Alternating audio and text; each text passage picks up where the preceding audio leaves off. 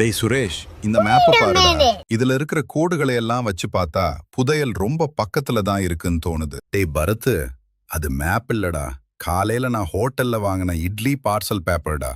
அந்த நடுவுல இருக்கிற பெரிய கோடு வேற ஒன்றும் இல்ல, சாம்பார் ஊறி போன கரை. என்னது இட்லி பேப்பரா? அடப்பாவி, அரை மணி நேரமா இதுல வடக்கு நோக்கி 10 அடி போ, கிழக்கு நோக்கி 5 அடி போன்னு நான் கணக்கு போட்டுட்டு இருக்கேன்டா. நீ போட்ட கணக்குப்படி போனா நேரா ஹோட்டல் சாம்பார் சட்டிக்குள்ள தான் போய் விழுவ.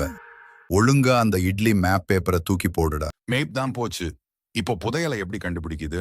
டேய் மச்சான், அங்க பாரு, கீழே என்னமோ இருக்கு. என்னடா, தங்க நாணயமா இல்ல வைர வைடூரியமா? அதோட பெரிய விஷயம்டா. யாரோ ஒருத்தன் பேஸ் பண்ணிட்டு வந்த பணம் இருக்கிற பெட்டி மாதிரி தெரியுது. ஆனா அது பூட்டி இருக்கு. ஆஹா, நம்ம கை வச்ச காரியம் நாசமா போனதில்லைன்னு நிரூபிக்க வேண்டிய நேரம் வந்தாச்சு. சுத்தி முத்தி பாரு, யாராவது வர்றாங்களான்னு.